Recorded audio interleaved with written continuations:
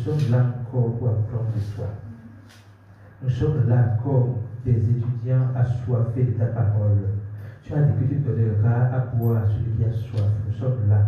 Nous avons soif, non pas du salut, mais de la connaissance du salut. Parce que tu as déjà fait grâce d'être sauvé.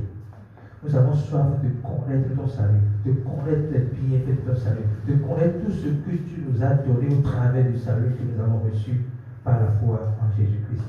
Père, nous sommes disposés, nos cœurs sont disposés, nos oreilles sont ouvertes, notre intelligence est ouverte pour comprendre ta parole et pour la recevoir.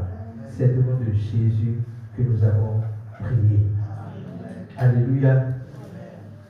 Aujourd'hui, nous allons poursuivre notre étude sur les actes des apôtres. Nous sommes en principe sur acte 5, mais nous allons constater quelque chose. Quand on avait écrit la Bible, c'était pas avec des chapitres, c'est les êtres humains qui ont mis les chapitres pour pouvoir essayer de référencer, de documenter les choses. Okay? Donc, le récit de Actes des apôtres 5 commence à la fin de Actes des apôtres 4. Okay? Donc, nous allons lire Acte 4, verset 32. Si je peux avoir la verset seul, ça me fera plaisir pour bien lire. Acte 4, verset 32. La multitude de ceux qui avaient cru n'était qu'un corps, qu'un cœur et qu'une âme. La multitude de ceux qui avaient cru n'était qu'un cœur et qu'une âme. Si nous suivons bien l'étude à ce jour, combien on peut estimer cette multitude-là? À la Pentecôte, Pierre qui ne pouvait pas tenir devant deux femmes. Après qu'il ait manifesté le don de la langue, a pu prêcher la bonne nouvelle et a convaincu 33 000 cœurs, 3 000 personnes passées de Jésus-Christ. Et après qu'il ait dit au paralytique, au nom de Jésus de Nazareth, lève-toi et marche, 5 000 personnes ont reçu Jésus-Christ. Donc la multitude ici représente au minimum 8 000 personnes, sans compter les femmes. Alléluia. Il dit maintenant, la multitude de ceux qui avaient cru n'était qu'un cœur et qu'une âme. Moi, il y a une chose qui est ma prière principale dans mon couple, en communauté, c'est la communion des cœurs. La parole dit, il n'était qu'un cœur et qu'une âme. Ils avaient le même cœur et la même pensée. Ils avaient le même cœur et la même pensée. Imaginez plus de 8 000 personnes ayant le même cœur et la même pensée.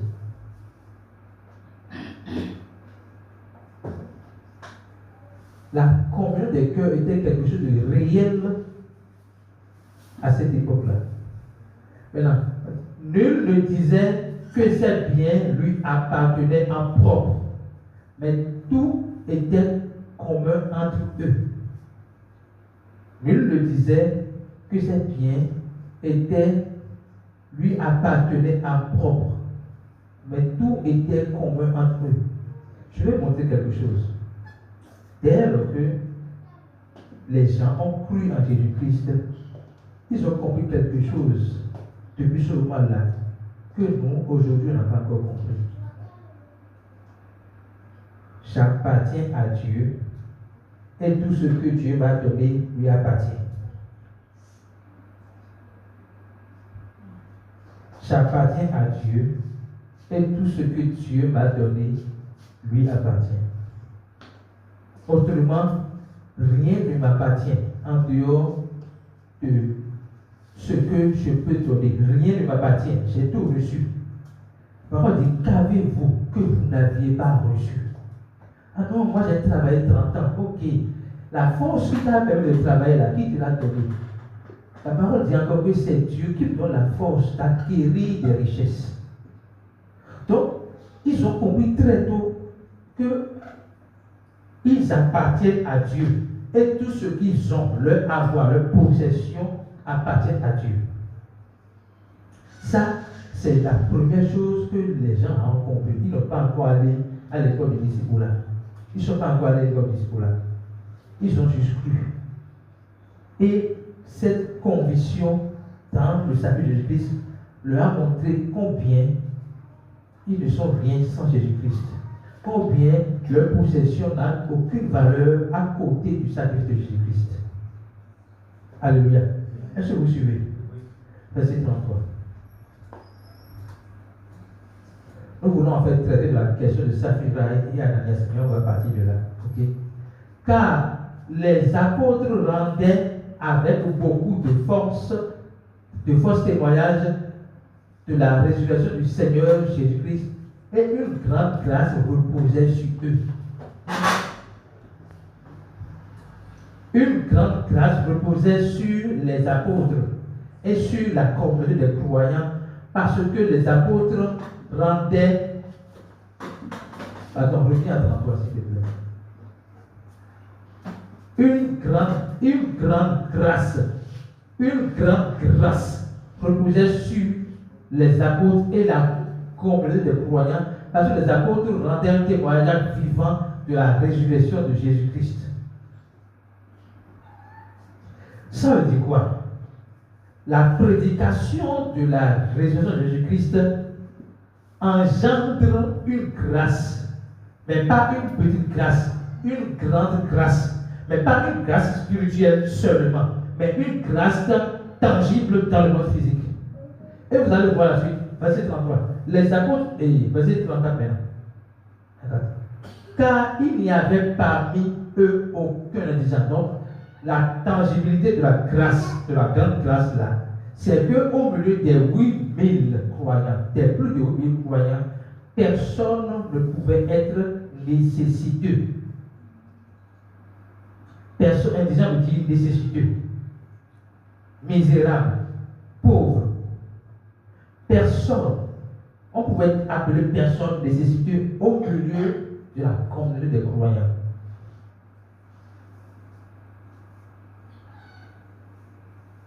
Personne n'était nécessiteux. Personne ne se demandait, je suis dans une famille chrétienne et je n'ai pas à manger. Personne ne disait cela. Pourquoi? La raison était cette. Déjà, ils n'ont pas construit leur bien. Ceux qui étaient riches n'avaient pas construit leur bien comme leur propriété personnelle. Tous ceux qui possédaient des champs ou des maisons les vendaient, apportaient le prix de ce qu'ils avaient vendu. Tous ceux qui possédaient des champs et des maisons les vendaient, apportaient le prix de ce qu'ils avaient vendu. Je me suis posé une question ici. C'est pour ça que notre prédication, ce n'est pas pour nous dire d'appliquer à la lettre ce qui est dans ce que les apôtres ont appliqué. Je me suis posé une question. J'ai des champs, j'ai des maisons. Je les vends à quelqu'un, n'est-ce pas? Et j'amène l'argent et je dis partagez l'argent. Mais est-ce qu'il n'y a pas mieux à faire? Si l'intention est de permettre à tout le monde d'avoir une meilleure vie, il est dit, il vaut mieux apprendre à quelqu'un à pêcher le poisson que de lui donner le poisson. Dans cette hypothèse, l'option qu'ils ont adoptée, c'est de donner le poisson. Ce n'est pas la pédagogie pour apprendre à cailler le poisson, à pêcher le poisson. Ceux qui ont possédé des champs et des maisons, c'est sûrement soit ils ont travaillé pour acquérir ces champs et ces maisons, ils ont passé par un processus pour le faire. Donc, normalement, j'estime personnellement qu'ils devraient enseigner la même chose aux autres. Mais la chose qu'ils ont adoptée, c'est d'abord partager. Permettre à tout le monde d'avoir le stress une meilleure vie. Pour qu'on n'appelle pas quelqu'un indigent. On va avancer. Verset 35. Et il prenait tout ça là. Et il déposait aux pieds des apôtres. Et l'on faisait des distributions à chacun selon qu'il en avait besoin.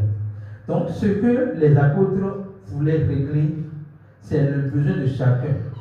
Mais le besoin de chacun qui est un besoin temporaire n'est pas Le fait de donner de l'argent à quelqu'un pour un besoin temporaire n'est pas une vraie satisfaction. Je continue d'estimer que si nous devons appliquer sur notre époque, c'est comment aider un frère intelligent à pouvoir aller à la quête de comment on acquiert les richesses. Alléluia. Mais on va poursuivre parce que la leçon n'est pas là. Allons-y. Verset suivant.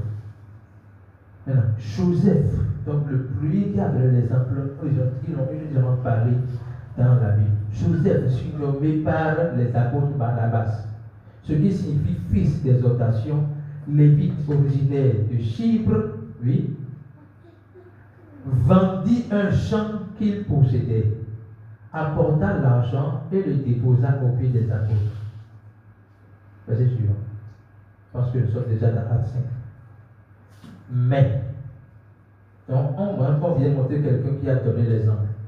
Il a son champ, il a montré. Et vous notez bien quelque chose. Ce n'est pas une loi qui leur a été imposée. Ils ont résolu de le faire librement.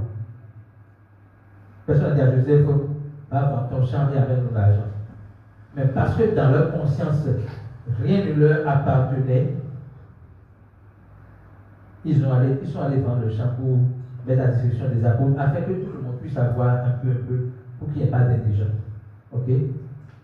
Mais un homme nommé Ananias, avec Saphira, sa femme, vendit une propriété. Oui. Et retint une partie du prix. Sa femme le sachant. Puis il apporta le reste et le déposa au pied des apôtres. Cette précision-là, je me suis interrogé. Première chose, le fait d'aller vendre mon champ, ça n'a pas été imposé. Le fait de vendre ma maison, on ne me l'a pas imposé. Ça veut dire que je peux vendre ma maison et dire je garde la moitié du prix pour moi-même et je donne ce que je veux pour les apôtres. Je veux faire cela. On ne pourra pas dire que j'ai péché. Ok? Donc, je veux qu'on voit la mentalité de Ananias. Parce que je pense qu'il est en droit de prendre une partie, garder la maison et de donner l'autre partie. Mais je veux qu'on voit sa mentalité. Ok? Allons-y. Pierre lui dit à Ananias, pourquoi Satan a-t-il rempli ton cœur au point que tu mentes au Saint-Esprit et que tu aies retenu une partie du prix du champ? Revenons au verset 3. On va voir quelque chose. Pierre, verset 4, verset 2 d'abord. Verset 2. Revenons au verset 2. Bon, Ananias, il retint par le prix, sa femme de ce champ, puis il rapporta le reste et le déposa au pied des apôtres. Oui, continuez. Je veux vous montrer quelque chose. J'ai dit que Ananias a le plein droit de garder partie de l'argent. Ce n'est pas un péché. Mais là où se trouve la faute, on va voir ça tout à l'heure. Il fait entendre, parce qu'on n'a pas dit, il fait entendre aux apôtres que c'est à ce prix qu'il a vendu. Il pouvait dire, je l'ai vendu à 1 million, mais je vais vous donner 500 000. Quelqu'un va le frapper. Il peut dire, j'ai vendu mon champ à 1 million, mais moi, j'ai résolu dans mon cœur, sans tristesse ni contrainte, de vous donner 500 000. Mais il a fait entendre à Pierre que les 500 000 étaient le prix réel du champ qu'il a vendu. Et Pierre dit, Ananias, pourquoi Satan a-t-il rempli ton cœur au point que tu mentes au Saint-Esprit et que tu aies retenu une partie du prix du champ? Verset suivant. Verset suivant. Il n'eût pas été vendu. S'il n'eût pas été vendu, ne te resterait-il pas? Et après qu'il ait été vendu, le prix n'était-il pas à ta disposition? Souvent, on fait entendre que Pierre a dit des paroles de condamnation et d'accusation à l'égard de Saphira. Je voudrais rectifier ça. Il dit, s'il n'eût pas été vendu, ne te restera-t-il pas? C'est pas pour toi. Maintenant, même si tu l'as vendu, le prix n'était-il pas pour toi?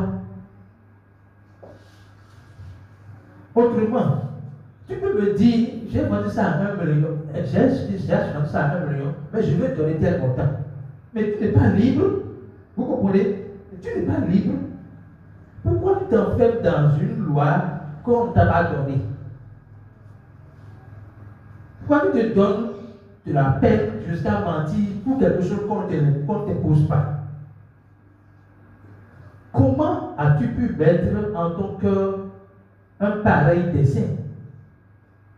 Parce que ce n'est pas qu'en amont, il est écrit que si tu achètes ta parcelle à tel montant, que tu dois tout donner. Ce n'est pas parce que c'est toi qui décides de donner. Mais côté-nous, et par une mélodie, mais le cœur rien dans le cœur. Qui est derrière toi? Qui t'impose de dire ça? Qui t'impose de mentir? Donc ce n'est pas une accusation ni une condamnation.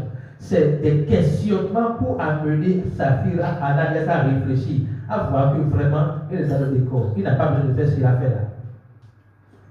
Comment maintenant? Il dit, ce n'est pas à des hommes que tu as menti, mais à Dieu. Maintenant, la parole dit à la suite dit que en entendant cette parole, Ananias mourut. Je voudrais dire quelque chose. Ce n'est pas les paroles de condamnation de Pierre qui ont causé la mort d'Ananias. Et je précise, Pierre n'a pas condamné Ananias. Pierre rétablit l'esprit du partage. Je ne t'ai jamais dit que si tu vends ta parcelle à 1 million, tu auras tous les 1 million. Mais ne viens pas me dire que tu l'as vendu à 500 000 alors que c'est réellement à 1 million. Pourquoi tu vas penser jusqu'à ce niveau? Donc déjà, je veux montrer quelque chose. Ananias a une perception erronée du principe qu'ils se sont établis. Ananias n'était pas du même cœur qu'eux. Suivez bien ce que je dis. Il n'avait pas la même pensée qu'eux. Au départ, on disait que tous ceux qui avaient cru étaient qu'un et qu'une âme. Ananias, lui, particulièrement, n'avait pas le même cœur. Avoir le même cœur, c'est avoir la même perception de ce que nous sommes en train de faire ensemble. Avoir la même pensée, même âme veut dire avoir la même pensée sur la chose. Donc Ananias n'avait pas le même cœur que les autres et la même pensée que les autres. Et je crois que c'est parce que la phrase là est sortie. Tu as menti à Dieu.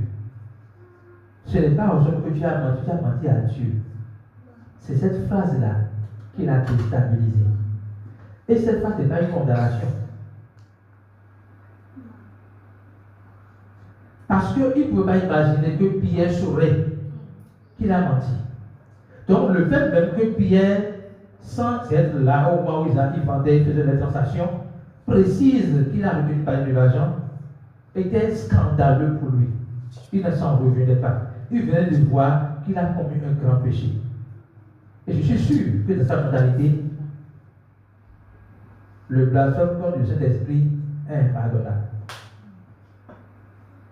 Je suis sûr que dans sa mentalité, il croit que même en étant croyant, il peut blasphémer le Saint-Esprit et qu'il blasphème le Saint-Esprit, il est impardonnable. Donc autant mourir. Ce qui a tué Ananias, ce n'est pas Pierre. C'est sa compréhension des paroles de Pierre.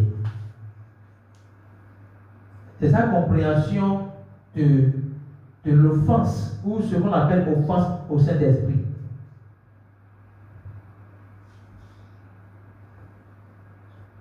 Quand tu as une image erronée d'un Dieu qui peut tuer parce que tu as menti, lorsque tu mens, et qu'on te dit que tu as menti à Dieu, tu vas te voir mort. Vous comprenez ce que je dis? Il y a des informations qui font couper le cœur aux gens. On te donne une information au téléphone, et tu calmes comme ça, et puis tu pars. Personne ne sait ce que tu as entendu. C'est ce qui est arrivé à Ananias. Ce n'est pas les paroles de condamnation de Pierre. Encore que Pierre ne l'a pas condamné. Pierre le raisonnait. Là où Pierre a commis une faute, je vais le dire tout à l'heure, même Pierre le raisonnait. Pierre ne condamnait pas Ananias. Autrement, ce n'est pas Dieu qui a causé la mort d'Ananias. Et je veux dire quelque chose. On ne peut pas mentir à Dieu. Il y a deux personnes à qui vous ne pouvez pas mentir. Qui connaissait deux personnes? Il y a Dieu et soi-même. Donc Ananias savait que il ne peut pas mentir à Dieu, à moins qu'il est ignorant. À moins qu'il soit ignorant. Tu ne peux pas mentir à Dieu. Parce qu'il est omniscient. Tu ne peux pas te mentir parce que tu sais que toi tu te mens. Tu ne peux pas te mentir. Les autres vont recevoir ce que tu dis comme vérité. Mais toi tu sais à ton cœur que ce que tu as dit là n'est pas la vérité. Ok? Donc, Ananias s'est donné la mort à cause du fait qu'il a été mis à nu. Il a été mis à nu et il a piqué une crise et il est parti. Maintenant, là où on peut penser que Pierre l'a condamné, c'est la suite. Disons la suite. Ananias, entendant ces paroles, tomba et expira. Une grande crainte saisit tous les auditeurs. Allons-y. Les jeunes gens s'étant levés, l'enveloppèrent et l'emportèrent et l'ensevelirent. Allons-y. Environ 3 heures plus tard, sa femme entra, sans savoir ce qui était arrivé, et Pierre lui dit, Pierre lui adressa la parole, dis-moi, est-ce à un tel prix que vous avez vendu le champ? Oui, répondit-elle, c'est à ce prix-là. À ce fois, c'est que nous répondons. Vous voyez, il faut que vous voyez la petitesse de la mentalité. 1. On ne t'impose pas de vendre tes parcelles pour donner à quelqu'un. 2. On ne t'impose pas d'amener tout le montant. C'est librement que tu le fais. Maintenant, toi, dans cette liberté, tu te mets dans une loi où, si je donne tout, c'est une perte pour moi. On dit, donne ce que tu as besoin dans ton cœur. Ne donne pas par contrainte. Ne donne pas parce que Joseph a donné. Vous comprenez? Ne donne pas parce que Joseph a donné. Donne selon ce que tu as résolu. C'est aussi simple que ça. Maintenant, les deux se sont attendus pour dire, regardez une partie, on va montrer le secret. Non, c'est petit. C'est petit. Donc, là où Pierre par ici, bien dit, voici ceux qui ont enseveli ton mari sont à la porte. Et ils l'emportèrent aussi. Et ils t'emporteront. Maintenant, verset suivant. Au même instant, elle tomba au pied de la porte et expira. À ce niveau, je peux dire que ça là, Pierre a décrété la mort sur l'autre. Mentir n'est pas un péché qui tue. Sinon, tu es à Calvi, tu es à Kassato, tu es à Calvi, tu es à Gorikola, tu vas mourir. Donc mentir n'est pas un péché qui tue. Mais ce qui s'est passé est que j'ai l'impression, et si on se voit là-bas, je vais lui dire ça, qu'il voulait montrer une puissance. Dieu t'a déjà révélé qu'ils sont mentis. Mais ce n'est pas la fin du monde. Tu t'en tiens au raisonnement. Ah, j'ai dit à ton mari que ce n'était pas nécessaire de mentir. Vous pouvez dire quelque chose. Mais décréter la mort sur elle. Or, nous savons que la mort et la vie sont au pouvoir de la langue. Ce n'est pas Dieu qui tue. C'est notre bouche qui appelle la mort ou la vie. Et cela se manifeste selon ce que nous avons déclaré. Donc, comme il a dit, ceux qui ont apporté Marie seront apportés aussi là. Elle a inspiré. Parce que pour t'apporter, il faut que tu meurs. Est-ce que c'est Dieu qui a tué Saphira et Ananias? Non. Est-ce que c'est le péché du Saint-Esprit? C'est le péché contre le Saint-Esprit, le blasphème contre le Saint-Esprit? Non. Ce n'est pas le blasphème contre le Saint-Esprit, ce n'est pas le péché contre le Saint-Esprit. Quel est le rôle du Saint-Esprit? Et qu'est-ce que le blasphème contre le Saint-Esprit? Nous allons voir ces deux questions-là. Quel est le rôle du Saint-Esprit? Jean 16, verset 8.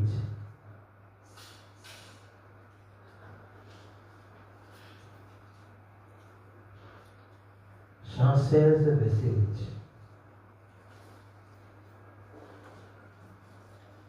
Jésus parlait à propos du Saint-Esprit qui viendra après sa résurrection.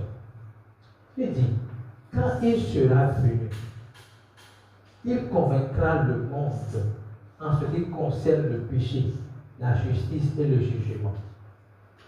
Quand le Saint-Esprit sera venu, il convaincra le monde en ce qui concerne le péché, la justice et le jugement. Oui, verset suivant. Le péché, en ce qui concerne le péché, parce qu'il ne croit pas en moi. Oui. La justice, parce que je vais au Père et que vous ne me verrez plus. Oui. Le jugement, parce que le prince de ce monde est jugé. Écoutez bien ceci. Deux choses. N'est-ce pas? Je vais dire deux choses ici. Première chose, le Saint-Esprit n'est pas une personne à part. Le Saint-Esprit, c'est Dieu en nous.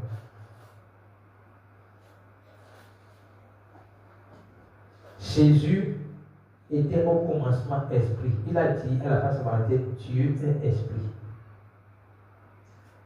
Et il devait venir dans ce monde pour sauver les hommes, pour donner son sang, donner sa vie. Mais l'esprit n'a pas de sang. Il faut qu'il vienne comme un homme afin de pouvoir sauver les hommes. Donc Dieu esprit avait une position qui ne lui permettait pas d'habiter en nous. Parce que pour habiter en nous, il faut d'abord que Jésus-Christ soit crucifié et ressuscité. Il faut d'abord que nous croyions en ce que Christ a fait pour qu'il ait assez pour habiter en nous. Donc, Dieu dit, je vais venir parmi les hommes. Et lorsqu'il est venu parmi les hommes, on l'a appelé Dieu, Emmanuel, Dieu avec nous. Notez bien, le Saint-Esprit n'est pas différent de Jésus ni de Dieu.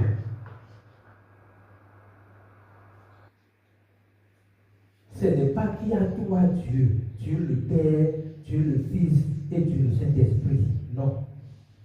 C'est le même Dieu qui, en tant qu'esprit, décide de devenir homme, appelé Emmanuel, Dieu avec nous.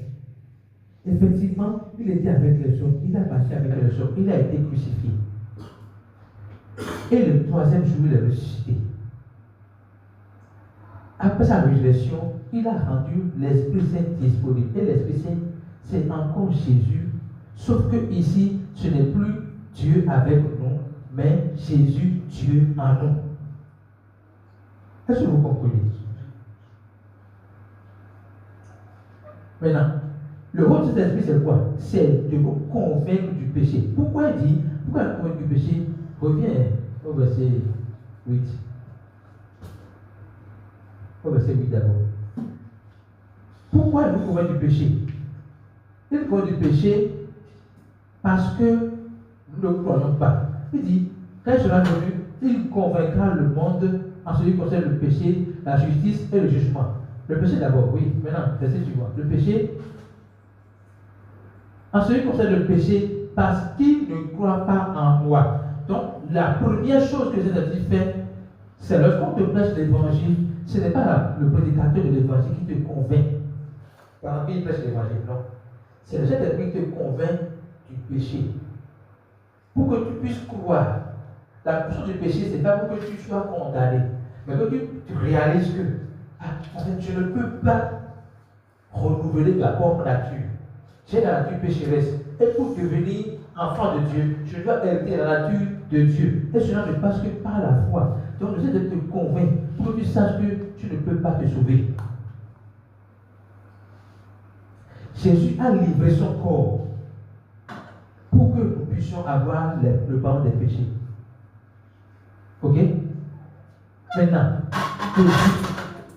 de justice, parce que je viens au Père. Qu'est-ce que vous comprenez par là? Après la résurrection de Jésus-Christ, la parole dit qu'il est ressuscité pour notre justification. La mort de Jésus-Christ nous donne le pardon des péchés. La résurrection de Jésus-Christ nous donne la justification. Alléluia. Et c'est le rôle de cet esprit. Tous ceux qui ont partagé le bien sont des croyants. Autrement, ils ont déjà convaincus du péché, ils savent que par leur propre force, ils peuvent sauver. Ils sont déjà convaincus de leur justice en Christ. Troisième chose, il dit, le diable est jugé. Verset 10 sur quoi? Verset. Il faudrait me faire plus vite. Verset 11 maintenant. Verset 11. Le jugement parce que le prince de ce monde est jugé. Cet homme, il sera jugé, il est déjà jugé. Jugé veut dire condamné. Jugé veut dire condamné à vie. Le diable est déjà jugé. Autrement, le diable n'a plus de pouvoir sur nous. Alléluia. Amen. Donc le rôle de cet esprit, ce n'est pas de nous condamner, mais c'est de nous convaincre de ce que nous pouvons croire en Jésus-Christ et être sauvés. Avoir la justification par la foi, être conscient que nous sommes touchés dans le péché du diable. Alléluia. Donc,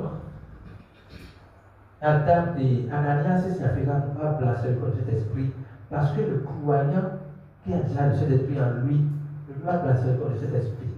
Le blasphème contre cet esprit, c'est quoi? C'est simplement le rejet de Jésus-Christ. C'est tout. Et quand on dit que c'est impardonnable, c'est parce que lorsque on te prêche l'évangile, le Saint-Esprit te dit en même temps les raisons pour lesquelles tu dois accepter l'évangile. Donc tu rejettes cela. Tu veux de rejeter le Saint-Esprit, de rejeter la solution qu'on te donne. Donc la parole de Dieu dit, Jésus dit lui-même, celui qui croit n'est point jugé. Celui qui ne croit pas est déjà jugé. Maintenant, quand Jésus dit ça, est-ce que ça veut dire que la personne qui n'a pas cru aujourd'hui ne peut pas jamais croire demain? Non. Donc le péché comme cet esprit n'est valide que après ta mort. Je suppose que tu ne crois pas en Jésus-Christ. Tu refuses de croire en Jésus-Christ. Et en 2025, je vais voir si tu refuses. Et tu meurs en 2050. Hein? Et en 2049, tu dis oui, je reçois Jésus-Christ. Tu as fini avec le péché de cet esprit. Donc, le péché de cet esprit est impardonnable pour le reste de ta vie, jusqu'à ce que tu meurs. Le jour où tu changes de décision pour recevoir Jésus-Christ, là, c'est pardonnable. Le péché contre cet esprit est impardonnable chaque fois quand tu reçois Jésus-Christ. Mais le jour où tu reçois Jésus-Christ, ce péché est pardonné. Je reprends. Le péché contre cet esprit est impardonnable. Chaque fois quand tu reçois Jésus-Christ. Mais Dieu, de sa miséricorde, envoie des gens vers toi pour que tu puisses te donner la chance de croire en l'évangile. Le jour où tu crois, ce péché est pardonnable et même pardonné. Alléluia. Retenons ceci. Ananias et Saphira n'ont pas péché contre cet esprit. Ils n'ont pas blasphémé contre cet esprit. Parce que le croyant ne peut pas encore rejeter Jésus-Christ. Le croyant peut faire des erreurs. Et le mensonge n'est pas un péché qui mène à la mort. Nous connaissons le péché qui mène à la mort. Le péché qui mène à la mort, c'est le rejet de Jésus-Christ. Mais le péché qui ne mène pas à la mort, c'est les œuvres de la chair. Ce sont nos comportements, nos insuffisances, nos faiblesses. Ça ne conduit pas à la mort. C'est pour cela que, face à ce péché qui ne conduit pas à la mort, l'attitude de Pierre n'est pas vraiment christocentrique. Qu'est-ce que Jean propose? Jean, l'apôtre de Jésus-Christ, celui qui a mis sa poitrine, sa tête sur la poitrine de Jésus-Christ pour lui montrer son amour, il a dit, si tu vois quelqu'un comme le péché qui ne mène pas à la mort, prie pour lui. Adam et Pierre devaient juste prier pour eux, les exhorter, leur rappeler leur identité, sans décréter la mort. Alléluia. Et nous sommes appelés à éviter de condamner les frères pour leurs erreurs de conduite. Parce que nous avons pris par là. Nous avons été faibles. Aujourd'hui, il y a des péchés qu'on ne commet plus. Il y a des erreurs qu'on ne fait plus, c'est vrai. Mais hier, on faisait ces erreurs-là. Donc, si tu vois ton frère dans les mêmes erreurs aujourd'hui, tu dois savoir que je faisais ça. Comment j'ai pu m'en sortir? C'est par contemplation de la parole de Dieu, de la vie de Jésus-Christ, de l'amour de Dieu, de sa miséricorde, de sa grâce pour ta vie. Alléluia. Le Seigneur voudrait que nous comprenions qu'il ne nous condamne pas parce qu'on fait des erreurs. Ce n'est pas lui qui nous tue, qui nous frappe quand on fait des erreurs. Non. Non. Dieu est lumière. Et en lui, il n'y a point de ténèbres. Dieu n'est pas lumière plus ténèbres. Pour être capable de faire du tort, de faire du mal à quelqu'un parce que la personne a menti. Si nous mangeons pour tuer les gens, on n'aura pas 1 milliard de personnes sur la terre. Sur 8 milliards, c'est 8 milliards de vies, ou bien 12. En tout cas, sur 8 milliards de personnes sur la terre, on n'aura pas 1 milliard sur la terre. Et ce sont sûrement des bébés. Si le mensonge pouvait tuer, nous savons que ce n'est pas possible. Donc, ceux qui utilisent ce verset pour montrer que Ananias a placé contre cet esprit impardonnable, il ne pardonne pas, il frappe faute. Dieu n'est pas un Dieu qui frappe par la mort. Il ne corrige pas sa parole. Il ne corrige pas sa parole. Il ne corrige pas sa parole. Je veux qu'on retienne en résumé le message de ce matin. Dieu nous exhorte à comprendre que nous sommes sa propriété et tout ce que nous possédons sont à lui. Première leçon. Je suis la propriété de Dieu et tout ce que je possède sont à Dieu. C'est lui qui me donne la force d'acquérir les richesses, d'avoir ce que j'ai. Deuxième leçon. Nous devons être regardants à l'égard des indigents, de ceux qui ont besoin de notre coup de main pour pouvoir avoir le sourire. Si nous ne le faisons pas, ça n'enlève pas notre salut. Mais ça, en le faisant, nous manifestons l'amour que nous avons reçu de Dieu.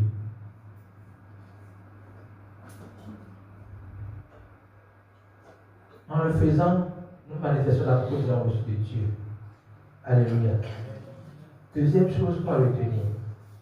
Dieu veut que nous sachions que nous n'avons pas à suivre un mouvement sans conviction. Joseph a vendu son terrain, il a donné tout. Ça ne veut pas dire que c'est la règle. Ça ne veut pas dire que je dois faire comme Joseph. Nous sommes uniques sur la terre. Nous devons travailler, vivre comme si, à part nous, personne n'existe comme nous. Donc, nous n'est pas des suiveurs. La seule personne qu'on peut suivre là, c'est Jésus-Christ. Et il n'impose rien à personne. Donc, c'est parce que Joseph a fait telle chose que je dois faire telle chose. Nous devons avoir la révélation de notre unicité, de notre singularité sur la terre. Je fais les choses, non pas comme quelqu'un d'autre, mais comme le Seigneur voudrait que je le fasse, sans contrainte ni tristesse. Parce que s'ils donnaient tout, ce serait comme si ils l'ont fait contre leur gré, ils l'ont fait et pas tristesse. Or, Dieu veut que nous faisions les choses sans contrainte ni tristesse, car il aime ceux qui donnent avec joie, mais ceux qui donnent sans tristesse ni contrainte. Je donne ce que je veux. Alléluia. Donc Dieu nous exhorte à la générosité, mais une générosité sur la base de nos résolutions personnelles, sans contrainte ni tristesse. Dieu nous rappelle qu'il n'est pas un Dieu qui tue les gens. Il n'est pas un Dieu qui tue les gens à cause de nos petites erreurs. S'il a pu nous délivrer de la mort, ce n'est pas encore le qui va nous tuer parce qu'on a commis une petite faute. Il nous a délivrés de la mort en ôtant le péché qui nous avait donné la nature pécheresse, la nature d'une personne condamnée, mort, en enfer. En ôtant ce péché, il nous a donné la vie. Il ne peut pas nous donner la vie et nous tuer parce qu'on a piétiné une soeur. On a oublié de dire à la soeur pardon. Parce qu'on a menti. Je ne vous dis pas de mentir et de piétiner une soeur, mais je vous dis d'être à l'aise avec l'amour de Dieu. Vous avez fait des erreurs parce que vous êtes dans la chair. Vous avez fait des erreurs. Il y a un bleu avec Dieu. Parce que vous êtes dans la chair. Mais là, c'est comment? Vous allez vous énerver. Vous allez quelque chose va vous énerver. Vous êtes humain. C'est vrai que vous avez Dieu en vous. Mais vous êtes esprit, âme et corps. Dieu est esprit uniquement. Il ne peut pas être offensé. Il ne peut pas offenser quelqu'un qui peut être offensé. Mais on peut offenser pour faire des erreurs. Et Dieu est conscient de cela. C'est pour cela qu'il dit qu'il n'impute pas le péché, il n'impute pas le péché. Parce que s'il va commencer à imputer le péché, c'est comme s'il est injuste. Il est injuste. La loi a été donnée pour notre vivre ensemble. Ce n'est pas pour une relation verticale avec Dieu. Donc Dieu ne compte pas nos péchés. Il ne nous condamne pas. Il ne nous punit pas. Il ne nous punit pas il n'utilise pas le diable pour nous punir, pour nous faire du mal parce qu'on a fait une erreur. Non. Il est un Dieu amour, un Dieu compatissant, un Dieu qui nous aime profondément et qui veut notre bien. Alléluia. Levons-nous sur nos pieds et commençons par apprécier le Seigneur pour son message.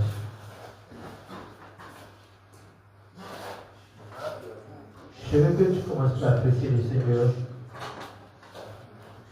pour tout ce qu'il t'a donné. Je vous ai dit que la première chose que les croyants de l'Église primitive ont compris, c'est j'appartiens à Dieu et tout ce que je possède t'appartient. Commence par dire au Seigneur que tu lui appartiens. Seigneur, je t'appartiens. Je suis ta propriété. Je t'appartiens.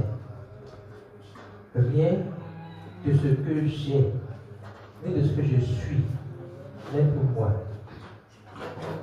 Je te soumets tout mon être. Je te soumets toute ma vie. Je te soumets toute ma vie. Je t'appartiens. Je t'appartiens. Je t'appartiens. Je t'appartiens. Je suis ta propriété. Merci pour tout ce que tu as accompli dans ma vie. Merci pour tout ce que tu continues d'accomplir dans ma vie. Je te retourne cet honneur, cette gloire. Tout ce que j'ai est à toi. Parce que c'est toi qui m'as tout donné. Rien de ce que je possède est à moi. Tout ce que j'ai est à toi. Tout ce que j'ai est à toi. Tout ce que j'ai est à toi. Tout ce que j'ai est à toi. Merci pour ton salut. Merci pour ta grâce. Merci pour ta faveur.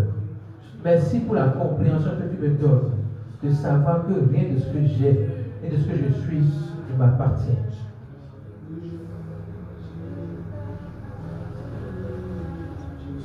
Je te confie ma maison, Je te confie ma famille.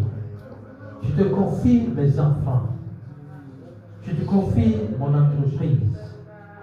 Je te confie mes initiatives. Je te confie mes projets. Tout cela, tout ce que je viens de citer t'appartient. Rien ne m'appartient.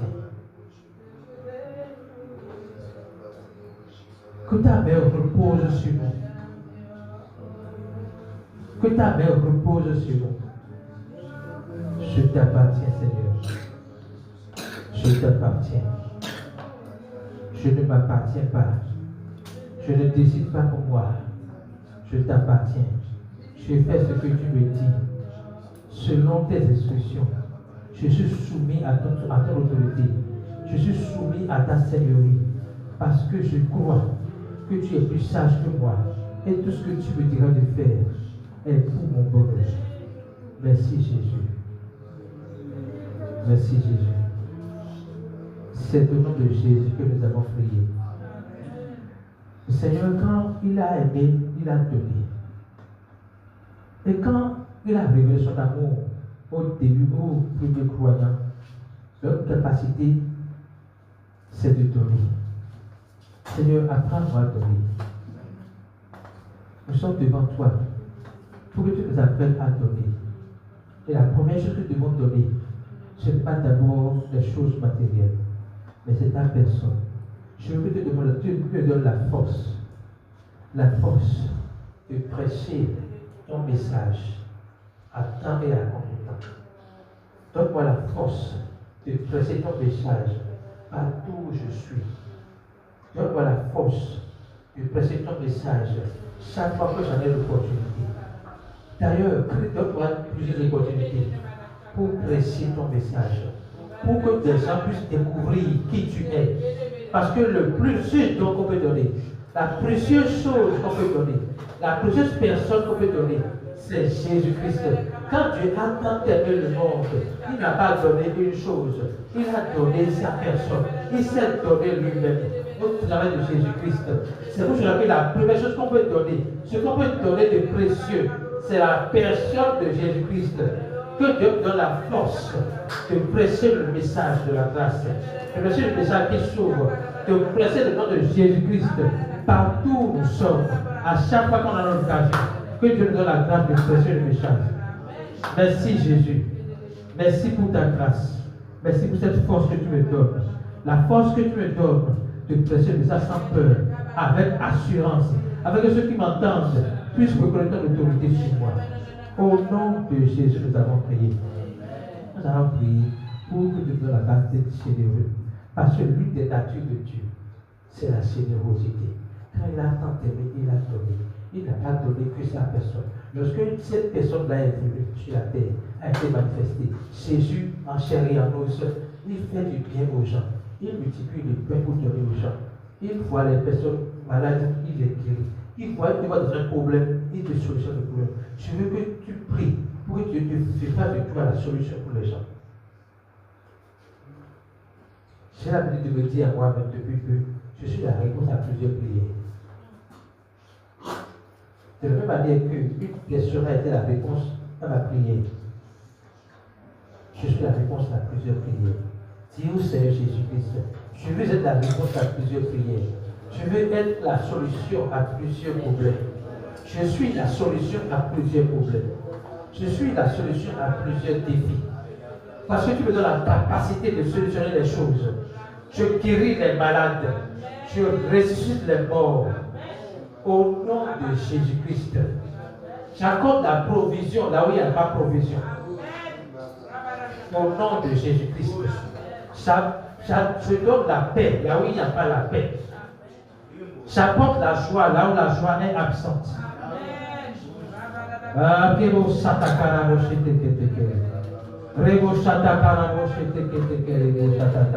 J'apporte l'union là où il y a la division.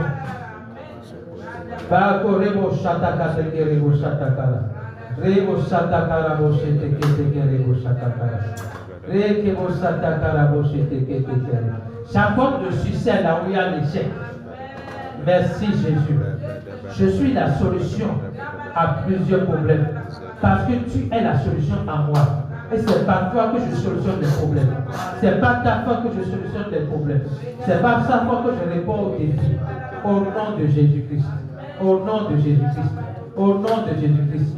C'est au nom de Jésus que nous avons prié. Nous avons prié parce que nous avons dit merci à Dieu. Parce que nous savons qu'il ne nous condamne pas. Qu'il ne se juge pas selon nos actes. Nous voulons lui dire que plus nous allons continuer à grandir, nous allons éviter certains péchés. Seigneur, nous te disons merci pour ta miséricorde. Parce que tu ne nous condamnes pas.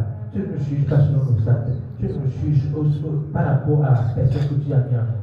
Tu nous regardes à Jésus-Christ et tu nous pardonnes. Tu nous as pardonné nos péchés. Merci parce que nous te sommes pardonnés. Merci parce que tu ne nous juges pas. Merci surtout de nous avoir donné la connaissance de ce que tu ne nous juges pas. Merci de nous avoir délivrés de la condamnation, de nous avoir délivrés de la culpabilité, de nous refuser, de nous confondre dans la culpabilité, dans le remords. Seigneur Jésus, merci Jésus. Merci pour ton amour. Merci pour la révélation de ta connaissance. Merci parce qu'aujourd'hui je sais que tu ne tiens pas compte de mes péchés. Je sais que je suis pardonné éternellement. Je sais que toi en moi, c'est toi qui es en moi qui m'aide à être transformé de mieux en mieux. Merci Jésus, que ton nom soit glorifié, magnifié et exalté. C'est au nom puissant de Jésus que nous avons prié.